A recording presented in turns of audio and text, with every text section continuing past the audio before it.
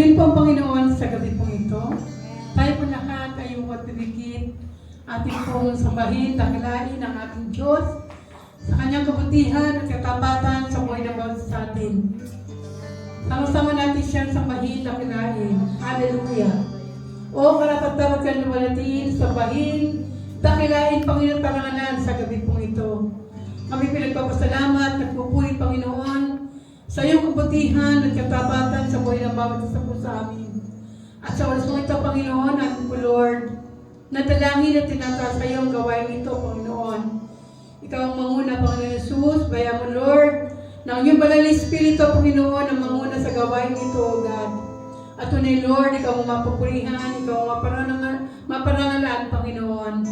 Maging, Lord, na sa kanila pong mga tahanan at nakatunghay, sa aming pong online na gawain, Panginoon.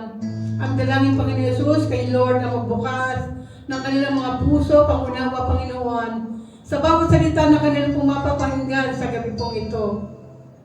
At tayo mo, Lord, na malayan dumaloy ang kapangyarihan ng iyong salita sa puso ng bawat sa amin na narito na makikinig ng iyong pong salita.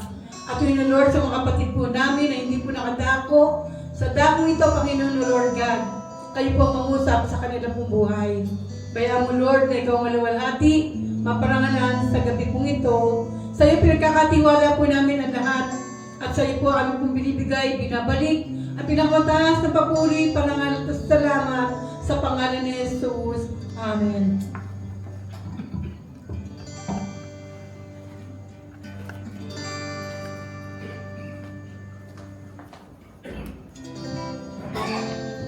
Praise God. Purihin po ang Panginoon. Masaya po akong makasama ulit kayo sa midweek. Yan po. Good to be back na, sabi nga po nila. Handa na po ba tayong magpuri at umawit sa ating Diyos? Tunay nga na araw-araw mabuti, araw-araw tapat ang ating Panginoon. Kaya naman araw-araw may kagalakan, may kasiyahan tayong nadarama. Amen po ba? Halina po't magpuri sa ating Diyos araw-araw.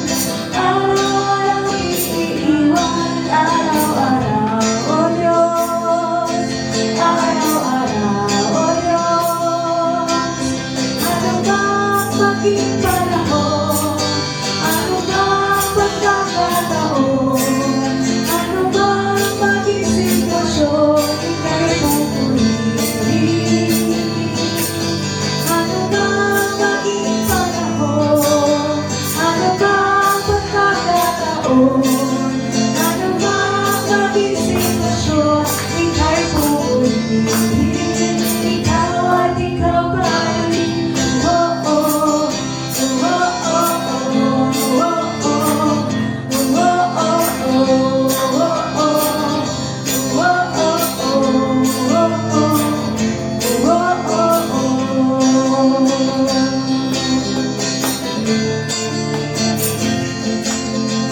Wala kang katulad, wala kang katulad.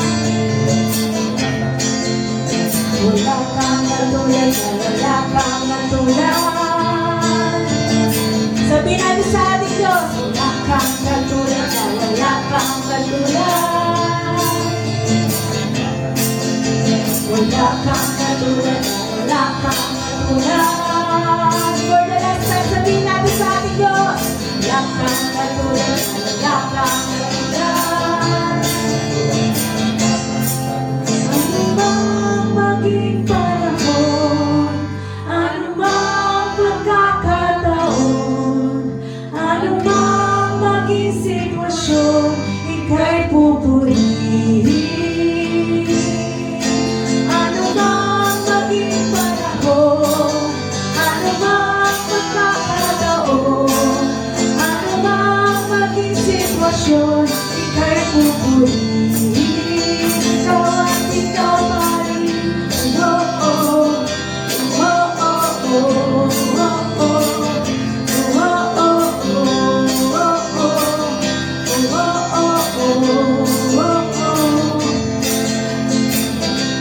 Palakpakan natin ang ating Diyos.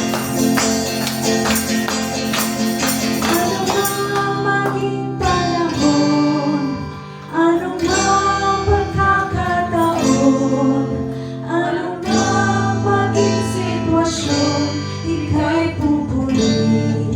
Let's let it personally sa ating Diyos. Ano mang maging panahon, ano mang pagkakataon, ano mang maging sitwasyon, ika'y pupurihin. Ikaw at ikaw pa rin. Oh, hallelujah. Tunay nga, Panginoon, ano mang sitwasyon, Panginoon. Ikaw at ikaw ang aming Panginoon.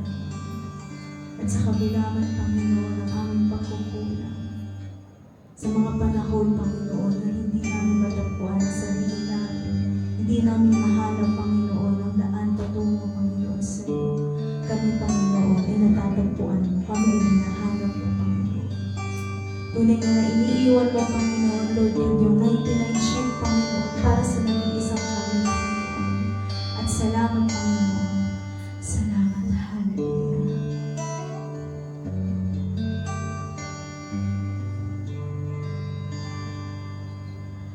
Tingin mo ang aking hanap-hanap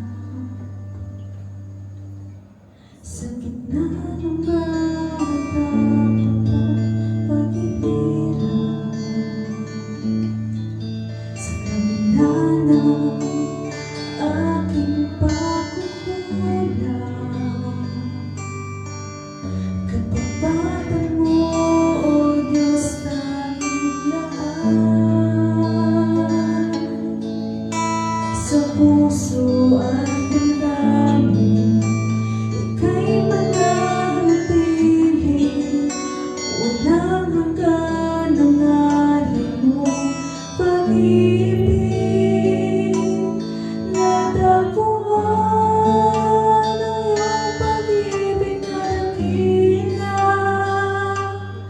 Doon sa krus, ako'y iyong pinalaya. Jesus,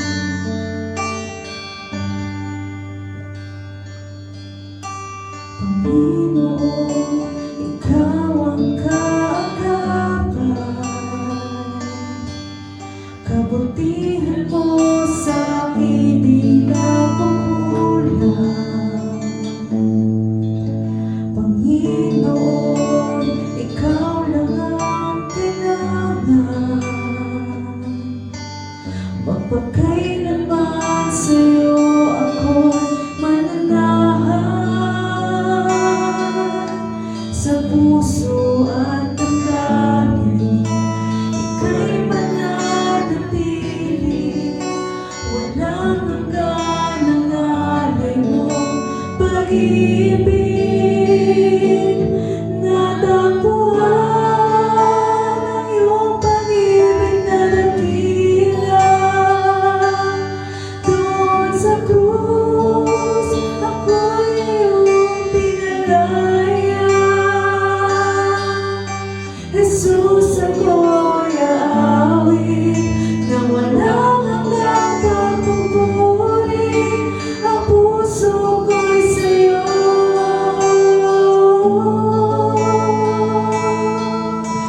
Hangad ko lang ay mamalagi sa presensya mo. Natagpuan, ako'y binago ng pag-ibig mo. Hangad ko lang ay mamalagi sa presensya mo. Luwalhatiin ang pangalan mo. Hangad ko lang ay mamalagi sa presensya mo. Natagpuan, ako'y binago ng pag-ibig mo. Hangad ko lang ay mamalagi sa presensya mo. Luwalhatiin ang pangalan mo. Ako'y natagpuan ng iyong pag-ibig na dakila. Doon sa krus, ako'y iyong pinalaya. Jesus, ako'y aawit na walang hanggang pagpupuri. Ang puso ko'y sa'yo.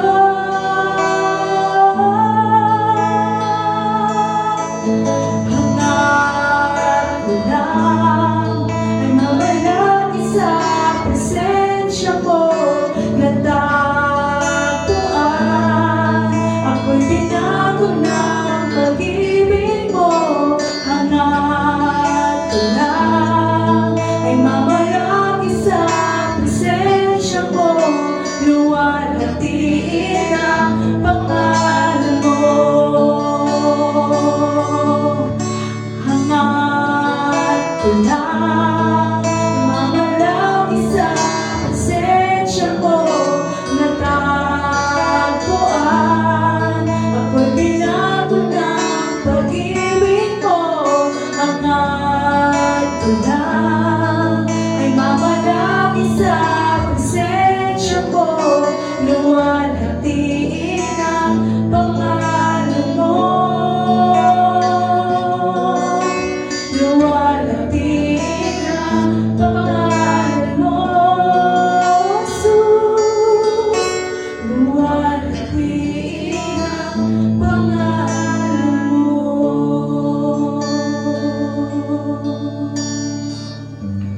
Oh, salamat, luwalhatiin ka, Jesus. Oh, purihin ka, dakilain ka. Oh, karapat-dapat ka sa pag-ibig. Oh, salamat ang Diyos, salamat. Oh, Panginoon. Oh, purihin ka, purihin ka. Oh, salamat nga, O Diyos, sa gabi na ito, Panginoon. Salamat sa banal mong Espiritu, Panginoon, na siyang kumikilos sa amin, Panginoon.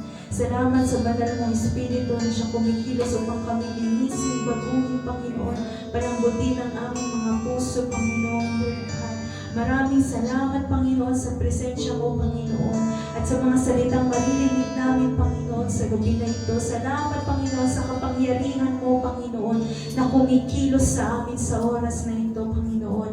At salamat sa iyong sa durungawan ng iyong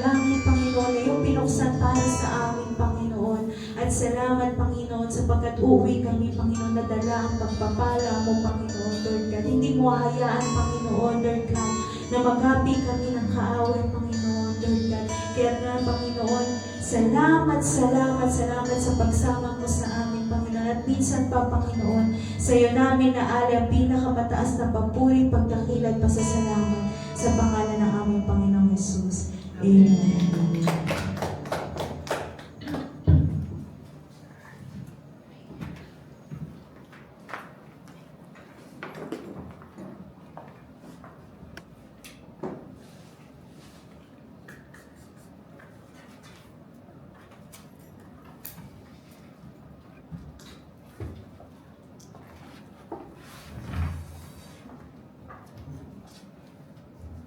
Pray po, Panginoon.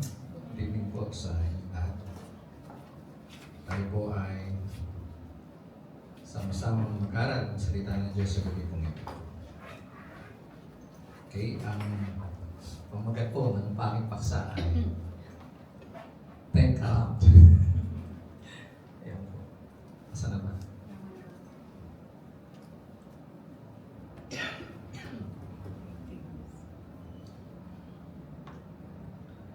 Mula po sa aklat ng San Lucas, chapter 17, 11 to 19.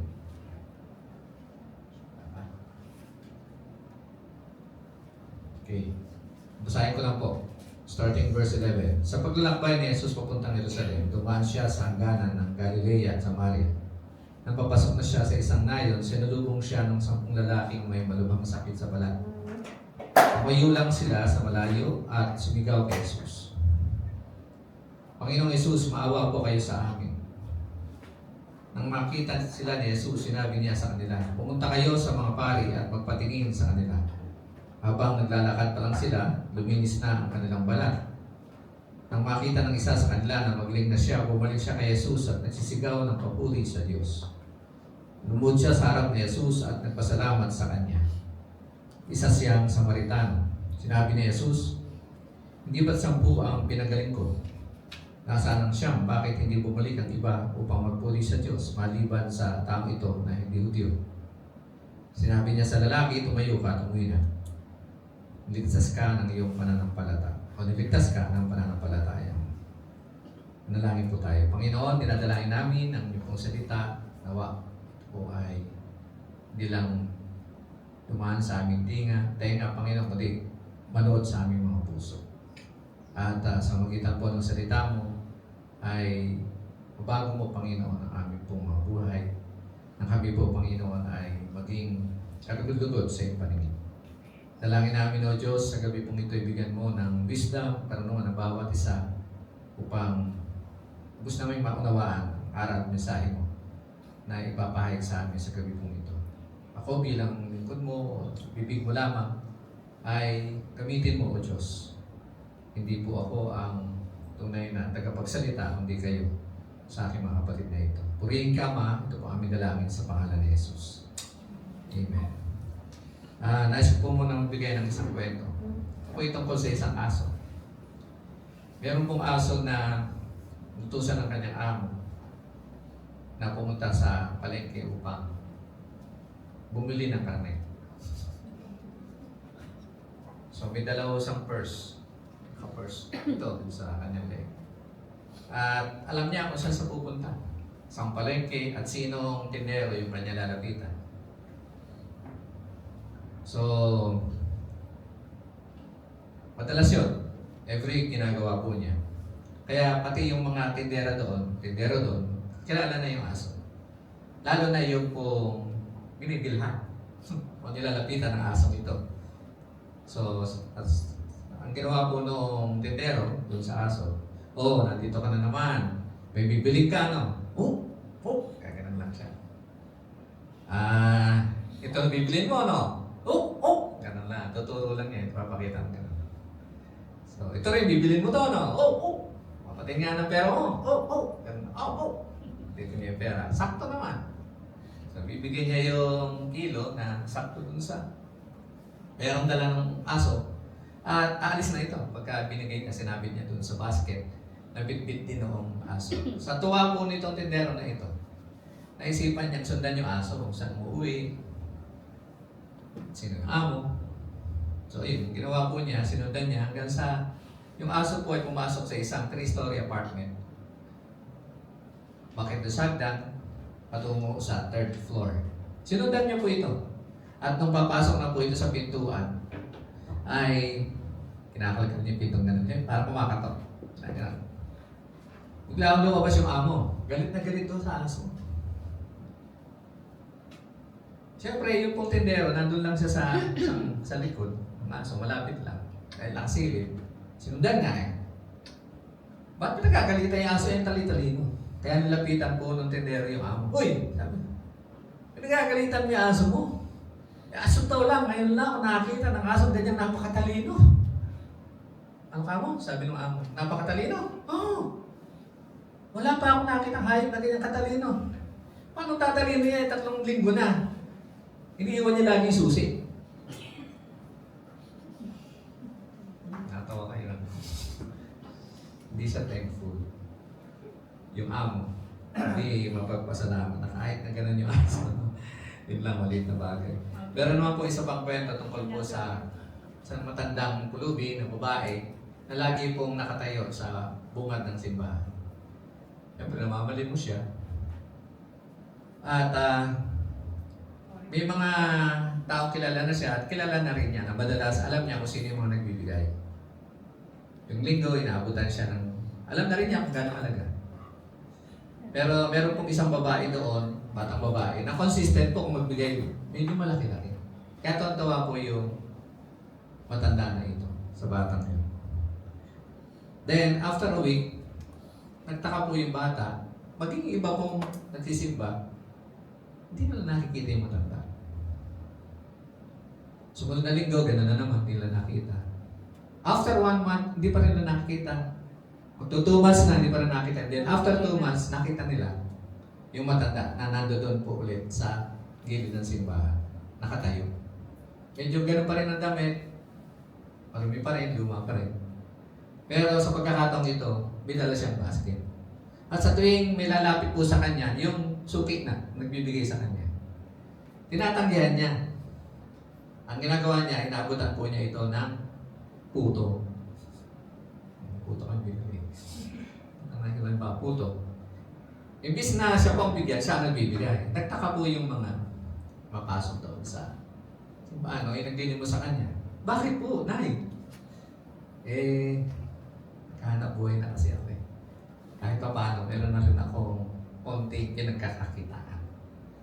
Ginagawa lang ko ito bilang pagtanaw ng pasasalamat doon sa mga katulad niyong tumulong sa akin sa panahon ng aking matinding pangailangan.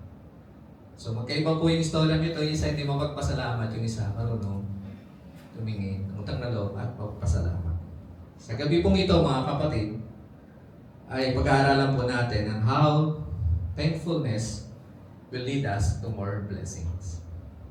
At yun nga, binasa po natin yung aklat ng San Lucas. Ano po?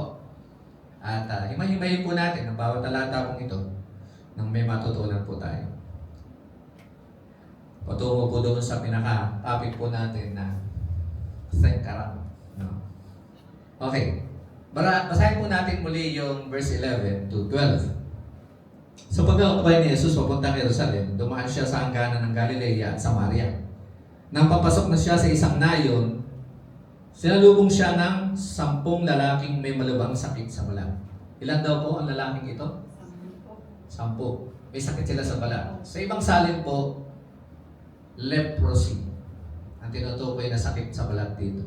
So, mga ketongin po sila. Papunta si Jesus, kasama niya kanyang mga alagad, tungo sa Jerusalem. This is the latter part of Jesus' life. Na malapit na po siyang ipako sa krus. Papasok sa Jerusalem, kinakailangan po silang dumaan sa Samaria, Galilea. Alam niyo po mga kapatid, dito pong Samaria was a hostile territory. Bakit po? Kasi ang mga Samaritano, galit po sa mga Hudyo. And vice versa. Ganun din po yung mga Hudyo, galit po sa mga Samaritano. Why? Kasi po, ang mga Samaritano, yung kanila pong first generation, yung kanila mga ancestor, Dati naman po Hudyo yun na nag-asawa po ng mga Hentil. Dahil po doon, sa mga ninuno nila na nag-asawa ng hindi Hudyo, nagalit yung kapwa nila mga Hudyo. At yung mga sumunod na henerasyon, yung mga anak-anak, apo, inaaway na po ng mga Hudyo. At ganoon din po, yung mga Samaritan, inaaway din naman nila yung mga Hudyo. May sarili silang reliyon, may sarili silang paniniwala, may sarili silang templo, may sarili silang sinagoga, gano'n. So dumaan si Jesus doon. Wala kasi sa Panginoon, mga kapatid, yung prejudice. Hindi siya nagtatangi ng tao. Kahit po alam niya, galit sa kanya, dahil alam, Hudyo siya, yung mga Samaritano. Hindi niya alintana yun sapagkat magayang mga tao kung ito ay kailangan niya abutin. Amen o ba? Magsalita para kay Jesus, hindi hadlang yung prejudice para hindi siya makapag-minister sa mga taong ito na nangangailangan din po sa kanya at ng kaligtasan. Maalala niyo po yung pangyayari ng minsan ang ating din Panginoong Jesus papunta ng Jerusalem sa John chapter 4. Umpisa pa lang ng ministry niya. Di ba dumaan sila sa Samaria? Pinilit niya dumaan sila sa Samaria kasama ang kanyang mga alagad. Actually, pwede naman pong umikot sila eh. Hindi sila dumaan sa Samaria patungo ng Jerusalem. Which is, karamihan ng mga Hudyo, ganun ang ginagawa. Dahil nga, ayaw nilang makabanggaan. Ayaw nilang makaharap. Itong mga Samaritano nito. Kaya iiwasan talaga. Meron naman talagang daan. Pero si Jesus, mga kapatid, madalas, ganun ang ginagawa niya. Dumadaan siya ng Samaria dahil alam niya na meron siyang misyon na dapat gampanan sa lugar na iyon. Diba doon sa John chapter 4, meron siyang babaeng Samaritana na minit sa Jacob's well na umigib ng tubig. Nagtataka pa nga yung mga alagad niya bakit dumaan sila doon. Pero ang katuwiran ng Panginoon, kinakailangan niya ito pa rin ang pinagagawa sa kanya ng kanyang ama. At yun yan, ang target ng Panginoon ay iligtas ang isang kaluluwa. Ay yung kaluluwang na yun, ang siya rin naging dahilan upang marami rin makakilala sa Panginoon doon sa nayon na kanyang inuwian, tinitirahan. Basahin niyo na lang po yung John chapter 4. So, ganun po, no? Tapos, eto nga, no? Sabi natin, nabasa natin, sinalubong daw po siya ng 10 ketongin o 10 lalaki na may malubhang sakit sa balat. Ayon po sa Old Testament, ang mga tao may sakit sa balat, specifically yung mga ketongin, ganito po ang kanilang kapalaran, masasapitin. Leviticus chapter 13 verse 46. Siya'y tuturing na marumi habang siya'y hindi gumagaling sa sakit niyang yun. At dapat siyang tumirang nag-iisa sa labas ng kampo. Hirap, no? Pagka pala ikaw sa panahon ng Biblia, nagkasakit ng ganito, lalo kung ketong, hindi ka papahintulutang makihalubilo sa kahit sino mang tao, even your families, kahit sa pamilya mo. Kapag ka nga halimbawa, aksidenteng napalapit sa iyo ang isang tao, ang ginagawa po ng mga ketongin na ito, tinatakluban nila ang kanilang mukha at umihiyaw sila ng marumi ako, para iwasan po sila. Dahil minsan nangyayari yun, bigla na lang may lalapit. At syempre, iiwas naman yung mga tao pagka nalaman nila. Miyo kasi, ay may ketong yan. Dahil sinisigaw niya, marumi siya. So, ang trato po sa kanila ng panahon po sa Biblia, ay talagang marumi. Outcast po sila ng lipunan. So, mantahin nyo na lang mga kapatid, rejected na sila spiritually dahil marumi sila. Rejected pa sila relationally, socially. Separated sila sa kanilang mga mahal sa buhay. Siyempre, emotionally affected sila sa bagay na yun. Dahil nag-iisa sila. Buti na lang po, itong mga ketongin na ito, magbabarkada. Kaya kahit pa paano, siguro, ay hindi sila masyadong nalulungkot. At yung ketong po, mga kapatid, nung panahon ng Biblia, wala pong gamot. Hindi katulad ngayon. Mentras po tumatagal ang sakit na ito, lalong dumalala. Wala ka na lang ng daliri, unti-unti. Sa kamay, sa paa.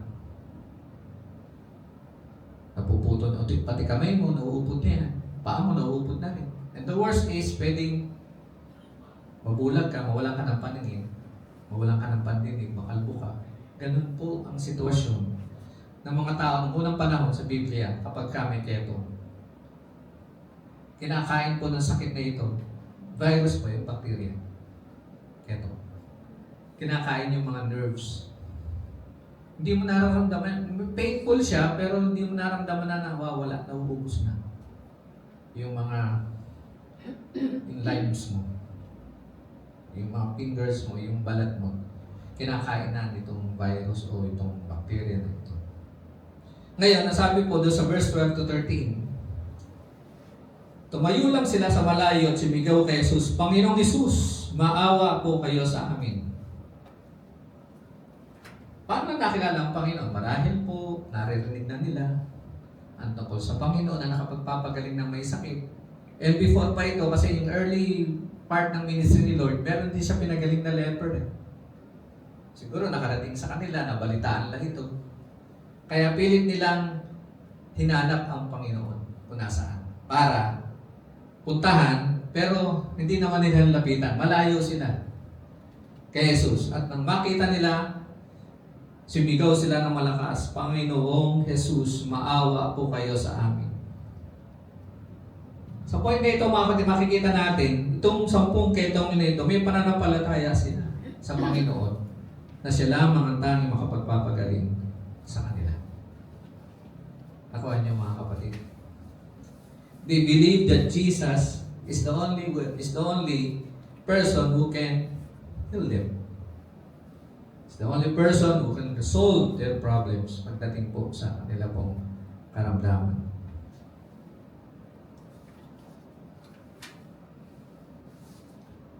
At doon sa verse 14, sabi doon, nang makita sila ni Jesus, sinabi niya sa kanila, pumunta kayo sa mga pari at magpatingin sa kanila. At habang naglalakad pa lang sila, luminis na ang kanilang balat. Just imagine ng makausap nila ang Panginoon and they were instructed na magpakita sa mga pari habang sila po ay papalapit doon sa opisina ng mga pari doon sa templo para magpakita ayon sa utusan ng Panginoon. Napansin nila na unti-unti silang gumagaling sa kanilang sakit sa balat. Siguro yung una, uy, bumalik yan. Wala na yung puti. Kasi pagkaketong ka, maputi eh. May mga puti. Wala yung, hindi yung sakit na balat na maputi ngayon, hindi yun. Yung maputi na may medyo mabaho, gano'n. Kasi yun eh. Na nagsusugat-sugat, gano'n. So, napansin niya isa siguro, ay, gumagaling ako. Nakawala na yung ketong ko. Yung isa naman siguro, ayun nga, yung daliri ko bumalik. O isa nga, uy, nakakita na ako. Kasi yun yung mga nabanggit po natin kanina na epekto ng ketong sa tao eh. Habang sila po ay naglalakad papunta sa templo para magpakita sa mga pari. Ba't kinakailangan na magpakita sa mga pari? Kasi ayon sa Leviticus chapter 14, sinasabi pong tanging ang mga pari lamang o mga saserdote lamang ang makapagdedeklarang malinis na sila sa kanilang ketong. Parang yung mga pari noon, health inspector. Kailangan magpakita muna sila. Sila yung magdedeklara, sila yung magsasabi na magaling ka na, malinis ka na. Pero meron munang mahabang seremonya. Meron pa silang mga susundin na mga ilang mga altantunin bago finally deklara na talagang sila ay pwede na makihilubilo sa mga tao at bumalik sa kanilang mga pamilya. Ang magsasabi nun, mga pare. Kaya sabi ng Panginoong Hesus, alinsunod sa batas ni Moses, magpakita kayo sa mga pare. Sila magsasabi sa inyo na kayo ay magaling na at malinis na. Ngayon, mga kapatid, nang sila po ay nagpunta sa Panginoon para humingi ng kagalingan, mananampalataya sila na si Jesus ang makapagpapagaling sa kanila, agad ba silang pinagaling? Hindi. Hindi katulad nung unang leper na mababasa po natin. Nang hipuin ng Panginoon, gumaling agad. Pero ito, ibang case eh. Ang sabi ng Panginoon sa 10, kasi malayo naman sila eh. Hindi na pinalapit. O, sige. Punta na lang kayo sa temple, magpakita kayo sa pare. Inutusan sila ng Panginoon na magpakita sa mga saserdote o pare. And for that, hindi nila kinasyon si Lord. Di ba? Hindi sila nag-isip ng maling negatibong bagay o nagduda. Bakit gano'n? Kala ko pa naman, katulad nung nabalitaan natin, pinagaling niya. Lalapitan tayo, ibuin tayo. Kagaling na tayo. Kinakailangan pa tayo umalis. Kaya nga tayo pumunta pa, mas paalisin tayo. At pupuntahin pa tayo doon sa hari. Hindi nila sinabi yun. Hindi kinwestiyon nila yun. Hindi sila nagduda sa Panginoon. Sumunod sila sa Panginoon. Yun yung tunay na faith. Faith with works. Kasi sabi po ng James chapter 2, verse 17, faith without works is dead. Ang pananampalatayang walang pagkilos at pagsunod o paggawa ay patay. Dito natin makikita mga kapatid na totoong sila po ay nananampalatayang si Jesus ay makapangyarihan kaya silang pagalingin. Na anuman ang uyutos sa kanila, basta gagaling sila, gagawin nila. And they were healed because they obeyed. Amen o ba? Baka kaya ang Diyos ay hindi pa tinutugon yung mga pakailingan natin, panalangin natin. Baka kaya hindi na-design na ating puso kahit alam natin kalooban ng Panginoon, hindi pa niya ibinibigay. May pinagagawa pa sa atin. Na kailangan muna nating hakbangan, sundin, bago natin ma-receive yung full answer ni Lord sa ating mga prayers. Amen o ba? Now, in verse 15 to 16, basahin natin. Nang makita ng isa sa kanila na magaling na siya, ilan daw? Isa, di dalawa, di tatlo, di kalahati, o 5. Nang makita ng isa sa kanila magaling na siya, bumalik siya kay Jesus at nagsisigaw ng papuri sa Diyos. Lumuhod siya sa harap ni Jesus at nagpasalamat sa kanya. Isa siyang Samaritano. So ano nangyari mga kapatid? Nung madiscover nung 10 na sila ay magaling na along the way when they are approaching the temple to see the priest, isa lang ang nag-turn around. Yung mas nag-turn around. Isa lang ang nag-turn around. Isa lang ang nakaisip na bumalik sa ating Panginoong Hesus para magpasalamat sa Kanya. At na makita niya ang Panginoon, lumuhod siya sa harap nito, buong puso nagpasalamat.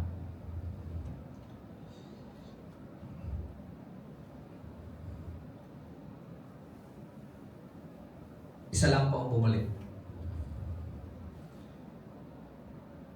Yung siya po, tuloy-tuloy na nagpakita doon sa pare. Siguro, baka niyaya sila nung isa. Balik tayo, pasalamat tayo dun sa kay Jesus na nagpagaling sa atin. Huwag na. Gusto ko na makauwi sa amin. Gusto ko na makakasama ang aking pamilya. Gusto ko na makahalubilo. Gusto ko na magawa yung dating ginagawa. Magaling na ako. Kailangan lang magpakita ako dun sa pare. At pag diniklara na niya na malinis na ako, makakauwi na ako. Ikaw na lang. Just imagine that. Ano po mga kapatid. Pero kahit na po isa lang siya at wala siyang kasama, hindi siya naday. Na-influensya nung siya. Kasi, ang tao pong ito, hindi niyo makontain sa puso niya yung kagalakan. Na siya ay pinagaling ng Panginoon. For how many years, naininda niya yung pain ng Ketong. Pero this time, magaling na siya. At hindi niya kayang hindi purihin ang Diyos, pasalamatan ng Panginoon, balikan siya para buong puso magpasalamat kay Jesus. Alam niyo mga kapatid, kapag tayo po'y tumatanggap ng kasagutan, katugunan sa ating mga panalangin mula sa Diyos, ang unang dapat natin gawin, magpasalamat sa Kanya. Amin o ba? Pero sa iba, makalulungkot, ito yung uli nilang ginagawa. Katulad ng siyam na ketong na yun. Mas inuna pa nila ang ibang bagay, ang ibang tao, bago magpasalamat sa Panginoon. O kung minsan, ang sakit, nalilimutan pa magpasalamat sa Diyos. Sana naman, hindi na lang nabalita doon sa kwento na bumalik yung 10 para magpasalamat kay Lord nung magpakita siya sa pari. Pero malamang hindi na eh. Hindi na na-record eh. Isa lang talaga. Alam niyo mga kapatid, para sa atin ng mga Kristiyano, mahalaga ang pagpapasalamat sa Diyos. Kaya may natanggap ka man o wala sa Panginoon. Kaya sinagot man ng Diyos yung panalangin mo. Kaya tinugod man ng Panginoon yung pangailangan mo o hindi. Kailangan pa rin tayo magpasalamat sa Diyos, di ba? Kasi siya ay Diyos. Na siyang nakakabatid ng lahat ng bagay. Kung bakit hindi pa niya binibigay yung ating pong mga hinihiling sa Kanya. Sabi nga ng unang Thessalonica chapter 5 verse 18, at magpasalamat kayo kahit ano ang mangyari. Dahil ito ang kalooban ng Diyos para sa inyo na mga na kay Kristo Jesus. Kahit ano daw mangyari. Kaya sinagot ka ng Panginoon, nandiyan na yung tugon, o wala pa, magpasalamat pa rin po tayo sa Panginoon. Amen ba, mga kapatid? Sumunod pa rin tayo sa Panginoon. Huwag tayong magreklamo sa Diyos. Huwag tayong magdududa sa Panginoon kung bakit wala pa rin ang tugon niya sa kabila ng sumusunod pa rin tayo sa Kanya. Kung patuloy po tayong susunod at magpapasalamat sa Panginoon sa kabila man po na wala pa rin nangyayari, ang Diyos ay nalulugod. Ang Diyos ay malulugod at hindi rin magtatagal tutugunin ka ng Panginoon. Katulad po nung 10 ketong na ito. Di naman agad-agad tinanggap nila yung kagalingan. Sinunod lang nila ang sinabi ng Panginoon, and along the way, sa kanilang pagsunod, na-receive nila yung kagalingan. Amen o ba? Tinuturo sa atin dito na kahit anong mangyari, do not forget to continue to obey God with thanksgiving at tutugon ng Diyos. Tutugon ang Panginoon. Thanksgiving with obedience even without manifestation is an act of faith. At pinakita ito ng 10 ketong eh. Anong isa? Yung isa, pinakita niya. Yung 10, pinakita niya obedience. Pero yung isa, pinakita niya yung obedience and thanksgiving. Kasi mga kapatid, kapag tayo ay patuloy na sumusunod sa Panginoon, nagpapasalamat sa Diyos, ano man ang ating pong sitwasyon, pinapakita natin sa Panginoon yung ating buong pusong pagtitiwala sa Kanyang paraan at layunin sa kabila ng lahat ng nangyayari sa atin. Sabi nga po na Romans chapter 8 verse 28, alam natin na sa lahat ng bagay gumagawa ang Diyos para sa ikabubuti ng mga umiibig sa Kanya, na Kanyang tinawag ayon sa Kanyang layunin. Sa anong bagay daw po? Ilan? Sa lahat ng bagay gumagawa ang Diyos. Paano? Anong paraan? Para sa ating pong ikabubuti. Para kanino? Sa mga umiibig sa Kanya at tinawag ayon sa Kanya layunin. Amen ho ba? May purpose si Lord kung bakit po nangyayari yan sa ating mga buhay. May purpose si Lord kung bakit po wala pa rin siyang sagot sa ating mga hinihiling sa Kanya. May purpose si Lord kung bakit po pakiramdam natin ay hindi tayo tinutugon ng Panginoon o nadidelay yung Kanyang sagot. Actually, hindi naman po delay ang Panginoon. Laging on time ang sagot at tugon ng Diyos. Hindi nadidelay. Kaya nga, may layunin siya kung bakit hindi muna niya ibinibigay at pinagkakaloob yung ating pong hinihingi sa Kanya. Now, sa verse 16 to 18, sabi po doon, lumuhod siya sa harap ni Jesus at nagpasalamat sa Kanya. Isa siyang Samaritano. Sinabi ni Jesus, hindi ba't 10 ang pinagaling ko? Nasaan ang siyam? Bakit hindi bumalik ang iba upang magpuri sa Diyos maliban sa taong ito na hindi Hudyo?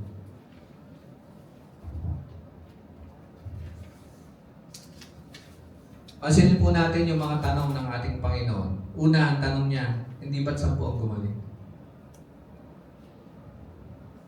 Ibig sabihin, kilala ng Panginoon kung sino po yung tumatanggap ng tugon sa mga panalangin. Kilala ng Diyos. Alam ng Panginoon kung sino yung mga taong pinagpapala po niya. Nasaan ang siyam? Sumunod na tanong po niya. Ibig sabihin, hinahanap ng Diyos kung sino yung mga tumanggap ng pagpapala mula sa Kanya. Bakit hindi bumalik yung siyam? Maliban sa taong ito na hindi Hudyo, yun ang pangatlong tanong po niya. Gusto ng Diyos, huwag tayong uhusga doon sa mga iba tumatanggap. Minsan kasi may mga Kristiyanong gano'n eh. Ina-question natin, Lord, bakit siya tumanggap? Sinagot mo yung panalangin, ba't takot? Hindi. Di ba? Mas aktibo nga ako kaysa sa kanya. Di ba? Minsan gano'n po ang iba ng mga Kristiyano. Nagtatangay ka, Lord. Bakit gano'n? Hello mga kapatid. Kanina pa nabanggit ko sa inyo yung babaeng Samaritana na kinatagpo ng Panginoon. Siya po, 10 yung pinagaling ng Panginoon, isa lang ang bumalik sa Panginoon at isa pa siyang Samaritano. Siguro siyang Hudyo. Isa lang yung Samaritano. Siya pa yung bumalik at nagpasalamat sa Panginoon. Buti pa yung mga Samaritano. John chapter 4, na kinatagpo ng Panginoon babaeng Samaritana. Kasi kilala na Lord kung sino po yung may puso. Kapag ka binago niya, tatalima sa pagkagawa niya. Alam natin kung paano po yung babaeng Samaritana sa John chapter 4, naging evangelist po siya. Niyaya nga niya yung buong baryo nila eh. Halika, sama kayo sa akin. Alam niyo ba na nakilala ko na ang tagapagligtas, ang Mesiyas. Sama kayo sa akin, ang kayo man. Makita niyo siya at makausap. Pero pang binigay na talinhaga ang Panginoon, di ba? Tungkol sa mabuting Samaritano. Ba't ginamit niya yun? Yung Samaritano din, mabuting Samaritano. Yung sa kwento ng talinhaga ng Panginoon na isang lalaki raw pong iniwang halos patay ng mga hold-upper doon sa kalsada. Ano ginawa po ng mga pare na dumaan at nakakita?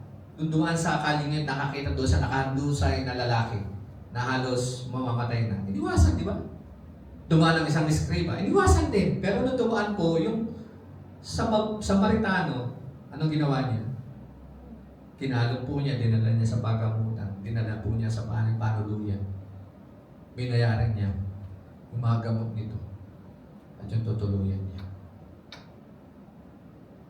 Bakit ganun ang Panginoon? Ginamit niya yung mga Samaritano. Hello? Alam niyo mga kapatid, pwedeng maging kalabit ito sa ating mga Kristiyano. Kasi, mabuti pa yung mga, minsan mabuti pa yung mga hindi mananampalataya. May puso sila. Na gumawa ng mabuti sa kanilang kapwa, samantalang mga Kristiyano, nag-aaway-aaway pa nga. Nagbabangayan pa nga. Imbis na tulungan ang kapwa nila Kristiyano, hinahayaan lang nakahandusay sa daan. Buti nga sa iyo. Diba? Nakalulungkot. Kung sino pa yung hindi Kristiyano, sino pa yung sinasabihan natin kulto, maling reliyon, makikita mo sila napaka-active na tumulong sa kanilang kapwa pagdating sa charitable services. Pero tayo, nasa tayo? Naghihilian ng pagtulong.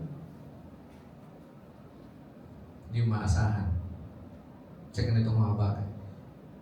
Kaya paalala ito sa ating mga Kristiyano. 10 yung gumaling eh. Bakit isa lang bumalik?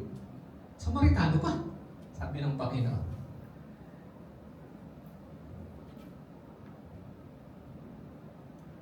Kaya ang Panginoon hindi siya nagtatanggi ng tao. Sabagay, sa Panginoon nga, sino ba nag-reject sa Kanya? Mga Hudyo. Kababayan na mismo. Pamilya nga niya. Mga kapatid niya. Nung una, hindi naman nanampalataya sa Kanya. Nire-reject din siya. Kung sino pa hindi niya mga kababayan, yun ang tumanggap sa Kanya. Kung sino pa yung mga hindi yung sinasabing makasalanan, marumi, sila pa yung naging malapit sa Kanya. Samantalang yung mga reliyoso, nalaman ng simbahan, sila yung kaaway niya. Sanay na ang Panginoon doon. Balikan po natin verse 18. Bakit hindi bumalik ang iba upang magpuri sa Diyos maliban sa taong ito na hindi Hudyo? Alam nyo, tama lang na pumunta yung Siyam doon sa mga pare, para magpakita ayon sa kautusan. Pero ang nakalulungkot, hindi sila bumalik para magpasalamat kay Jesus. Ano sa tingin niyo dahilan? Yun nga, una, gusto nila umuwi sa kanilang pamilya. O baka naman po, sobrang nilang na-enjoy yung kanilang bagong chapter ng buhay. Na sila ay magaling na. Yung healing, yung blessings na kanilang natanggap. Nabanggit ko na ito before, ng anniversary, di ba? Nakafocus sila saan? Sa blessings, imbis na sa blesser. Sa healing, imbis na sa healer. Maraming ganun. Matapos na matanggap yung blessings, matapos na matanggap yung healing, matapos na matanggap yung deliverance, matapos na matanggap yung patugunan sa kanilang mga panalangin, saka po nila nalilimutan unti-unti ang tumugon, ang nagpagaling, ang nagpala sa kanila. Sabi ko nga nun, nakaka-amnesia yung blessings kuminsan. Nakaka-amnesia. In verse 19, sinabi niya sa lalaki, tumayo ka, tumina. Niligtas ka ng pananampalataya mo. After magtanong ng Panginoon, nasan yung Siyam? Di ba 10 sila? Bakit ang bumalik isa, Samaritano pa? Hindi siya Hudyo. Binalingan niya po yung Samaritanong nito. Sabi sa kanya, o tumayo ka na at umuwi ka. Iniligtas ka ng pananampalataya mo. Hindi na niya inutusan yung lalaki na magpakita pa sa pare. Umuwi ka na. Para ipatotoo yung kabutihan ng Panginoon na ginawa sa kanya, na kanyang naranasan.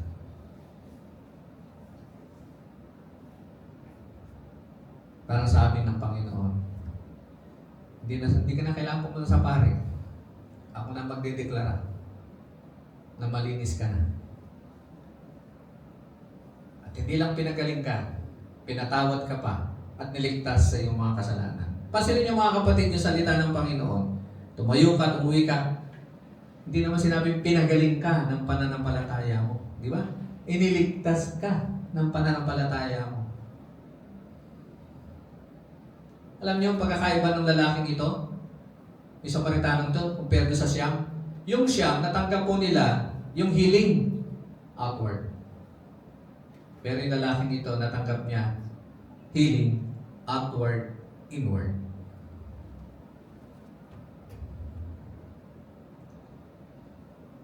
Mas mapalad po yung isang ito kumpara doon sa Siyam. Kasi itong isang ito, mga kapatid, tunay na blessings yung kanyang natanggap. Tunay na healing ang kanyang natanggap. Tunay na deliverance yung kanyang natanggap. Hindi lang kasi healing ng kanyang body, kundi healing ng kanyang spirit and soul. Dahil niligtas siya. Naligtas siya. Sabi ng Panginoon, yung deklarasyon ng Panginoon. Ibig sabihin lang dito mga kapatid, higit na pinagpapala ng Diyos yung mga taong marunong magpasalamat sa Panginoon kaysa sa mga hindi marunong magpasalamat sa Diyos. Saan lang matatanggap na blessings? Pag ikaw'y tumanggap ng blessing kay Lord, magpasalamat ka lagi sa Panginoon, mas lalo ka pa niyang pagpapalain. Amen ho ba mga kapatid? Dito ang tatapos, malapit na po. Alam niyo yung ketong, mga kapatid, ay larawan po ng kasalanan ng tao. Bakit? Katulad ng ating po nabanggit kanina, ang ketong nagpaparumi sa tao. Kasalanan ganun. Ang ketong kumakalat, nagsisimula sa maliit. Ganun din ang kasalanan, di ba? Sisimula sa maliit, palaki ng palaki, parami ng parami, kumakalat sa katawan ng tao.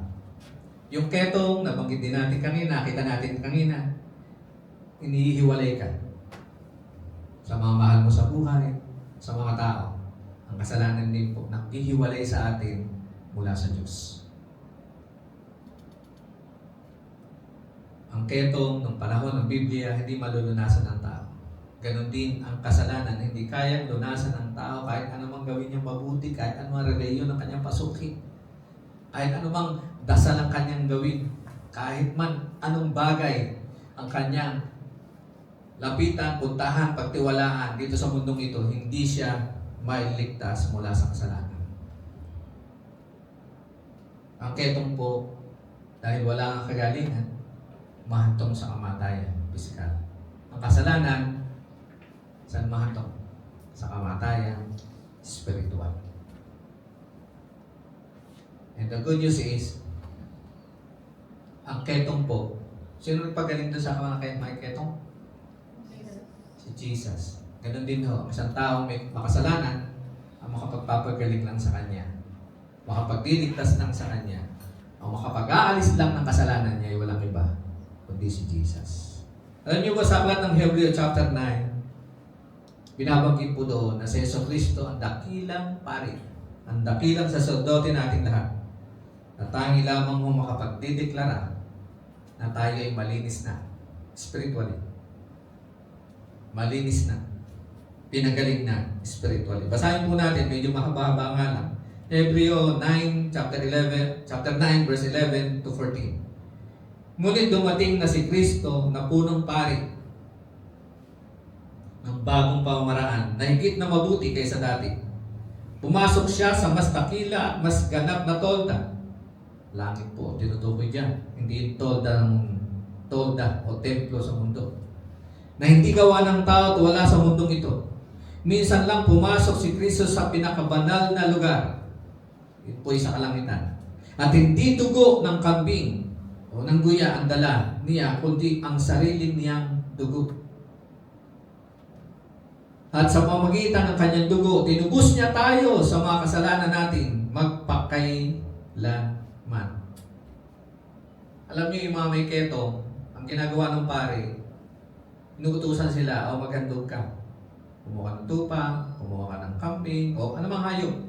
Babalik ka rito, kakatayin mo, patutuguin mo, ihandog mo sa Panginoon. Yun ang iutos sa kanila. Isa yun sa mga altuntunin, isa yun sa mga seremonya ipagagawa sa kanila ng pare bago sila ideklarang malinis. Pero dito mga kapatid, sino ang ating pinakadakilang pare? Si Jesus.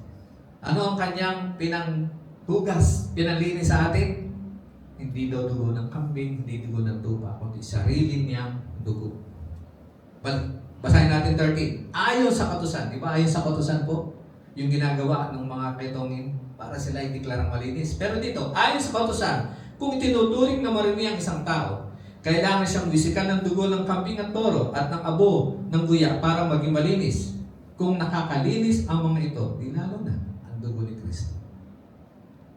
Sa magitan ng walang hanggang banal na espiritu, nialay ni Kristo ang sarili niya bilang handog na walang kapintasan sa Diyos. Ang dugo niya ang lilinis sa ating puso't isipan para matalikuran na natin ang mga gawain walang kabuluhan at pagtingkuran ng Diyos na buhay. Sa purihin ng Panginoon, sapagkat yung ating pong naranasan na kagalingan ay spiritual na kagalingan.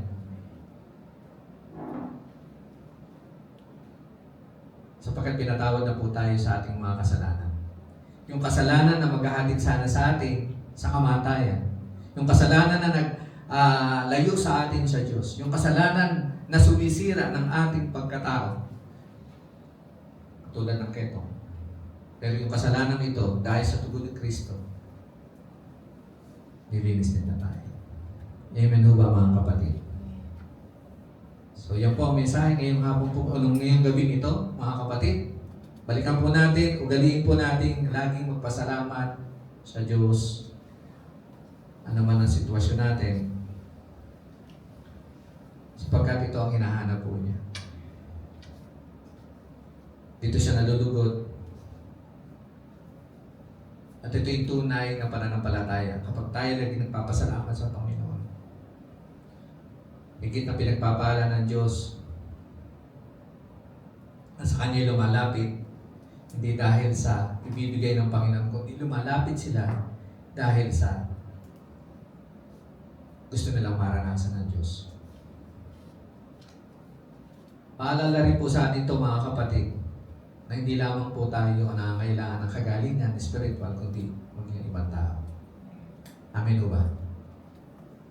Hindi lamang po tayo yung dating nagkaroon ng sakit na pinagaling ng Panginoon. Meron pa pong mga tao sa palibot po natin, maaaring mahal natin sa buhay, kaibigan, kapitbahay, nangangailangan po kay Jesus na siya lamang pong tanging kasagutan para sila po ay gumaling spiritual.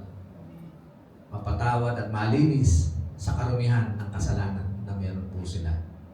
Muntakin niyo mga kapatid, out of 10, only one ang tunay na karanas ng kaligtasan. Ibig sabihin, 10% lang po. Parang gano'n ang statistics. Akaunti na talaga naliligtas kesa sa napapahama. Pero di pa naman uli ang lahat. Habang may panahon pa, habang may oras pa, habang may lakas at buhay pa tayo mga kapatid, pwede tayong magamit ng Diyos para sa kaligtasan ng ating pong kapwa. Manalangin po tayo. Panginoon, maraming po salamat sa gabi pong ito. Salamat o Diyos na muli mo pinaalala po sa amin na dapat po kami laging magpasalamat. Ano man sitwasyon, meron po kami. Sapagkat kayo po ang higit na nakakaalam kung anong mabuti para sa amin.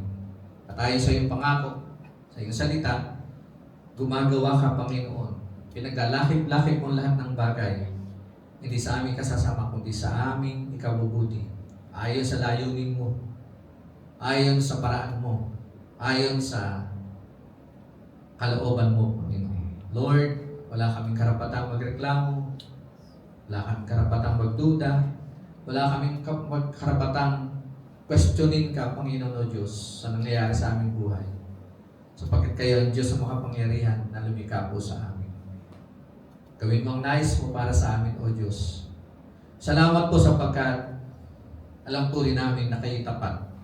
Tapat ka, Panginoon, sa iyong mga pangako na sa sino man pong lumalapit sa iyo, nagtitiwala sa iyo, at nananampalataya, Panginoon, tinutugon mo, O Diyos. Lord, ang hangarin mo lang, makita mo nawa ang puso namin, O Diyos, na hindi hinahangad, Panginoon, yung mga bagay lang ng mundo, yung patugunan sa aming mga panalangin kahilingan, kundi ang higit namin hinahangad ay ikaw sa aming pamabuhay, sapagkat ang mapasa amin ka, Panginoon, ay nasa amin ang lahat.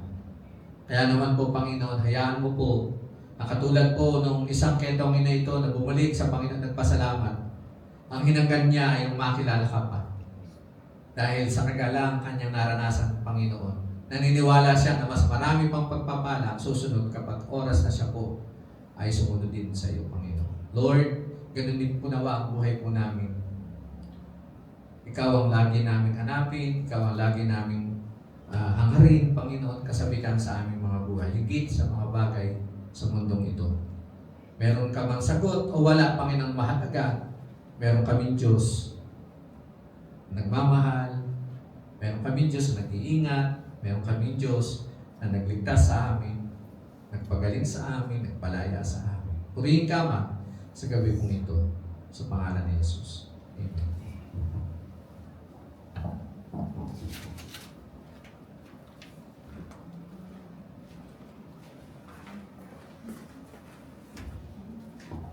Praise God. Pwede mo natin sabihin, thank you, Lord.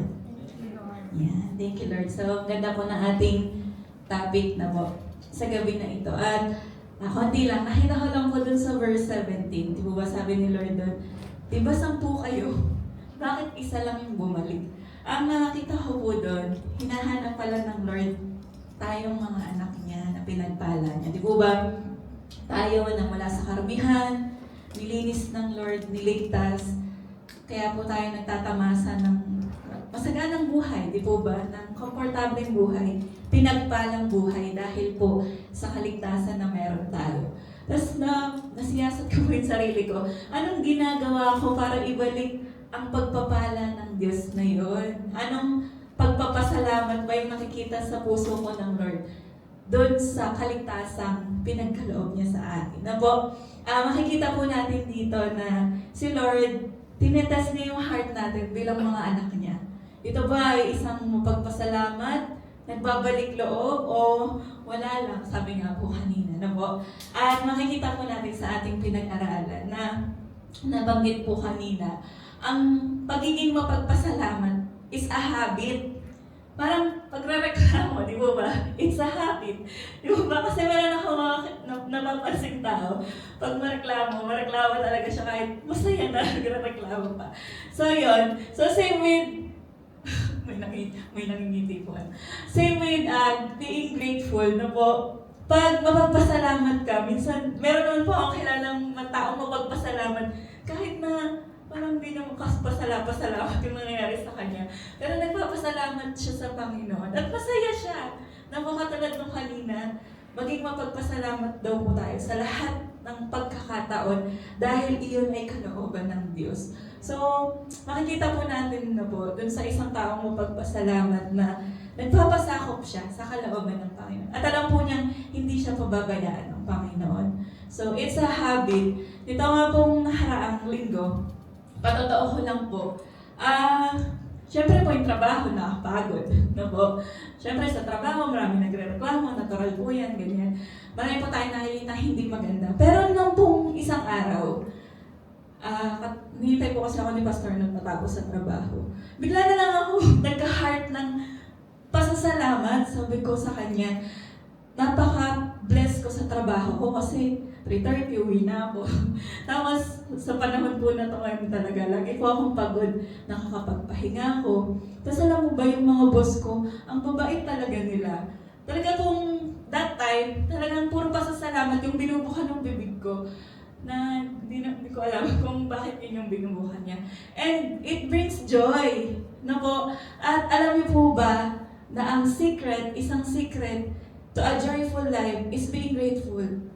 At nun po, habang nagpapasalamat ako, sumisigla po yung katawan ko. Given na napagod na pagod po ako maghapon.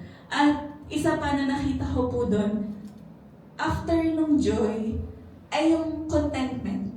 No po? Kasi kontento ako sa trabaho ko. Unlike po, pag nagreklamo ka sa trabaho, di po man naghahanap ka ng ibang mapapasukan. So, hindi ka na kontento. And kaakibat po ng contentment na yun is yung spirit ng comparison nawawala po sa atin. Kaya sumasaya yung buhay natin, no? Kaya ugaliin po natin na maging mapagpasalamat sa Panginoon. And lastly po, di po ba, ang title natin is Think Around. Tapos kanina sabi ko, dapat we always look around us. Na po, let's always look around us kung ano yung dapat nating ipagpasalamat sa Panginoon. Di po ba? Sa umaga, pagkagising po natin, dapat ugaliin po na ako po, ugali ko po ito. Ugaliin po natin magpasalamat sa Panginoon. Lahat po ng pwede natin ipagpasalamat sa Panginoon. Pagkagising po natin, ipagpasalamat po natin sa Panginoon. Ano po, yung buhay, pamilya po natin, yung meron tayo, ano po, nagising pa tayo, at sa lahat ng blessing na dala ng araw na to, ipagpapasalamat po natin sa Panginoon. And sa gabi din, no? Ito din po yung attitude ko. Sa gabi, nagpapasalamat ako sa Lord kahit na, di ba ba, may bad day, may good days. Pero magpasalamat pa rin po tayo. And it brings joy. No po, ulitin ko lang. Nagdadala po talaga siya ng sigla at saya sa buhay po natin. So, yun ang paborito ang Panginoon.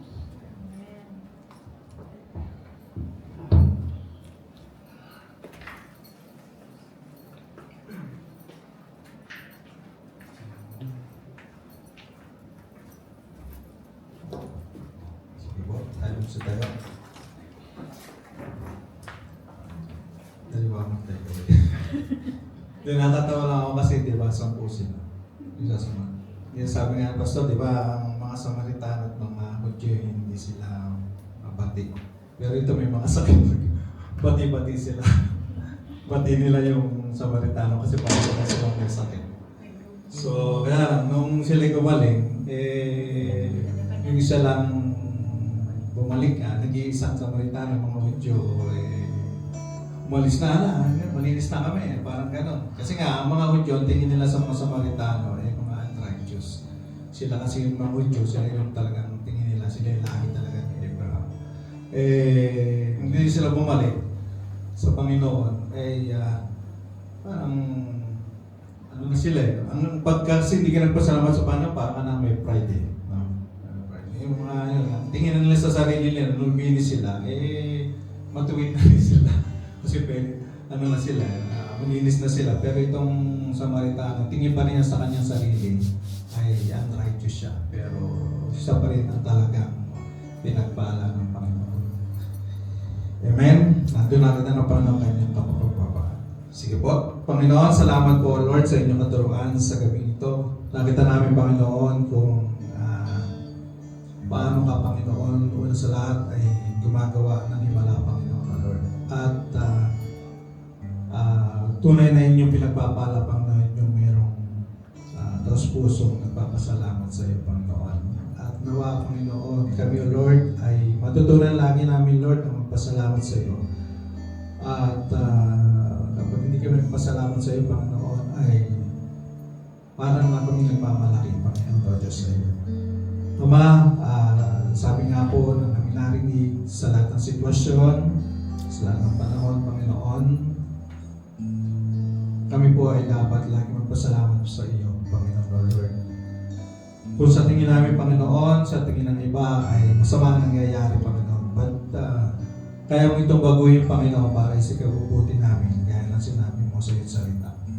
Kaya nga po matuto kami, Panginoon, na una sa lahat ay pasalamat at pangalawa Lord ay manampalataya Panginoon na may gagawin kang magandang at mabuting bagay para sa atin.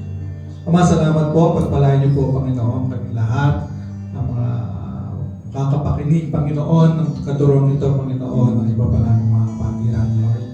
Gawa ay matanggap din nila Panginoon ang inyong mensahe sa aming narinig sa gabi ito Panginoon. Dalangin namin, ingatan niyo po kami sa aming pag-lisan sa lugar na ito, sa aming pag-uwi, ngayon po kami sa kapahamakan. Nadalangin namin Panginoon na sa mga darito yung Panginoon ng aming tuwing service Panginoon ay madagdagan pa kami Panginoon o Lord. Ama, salamat po, purihin ka at nakailahin ka sa pangalan po ng Panginoon Jesus.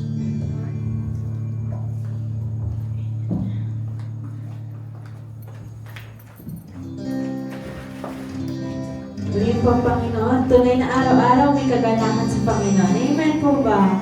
At ano po ba muli tayo mampuri at umawit sa ating Diyos? Sige po, minsan po, awitan natin ang ating Panginoon.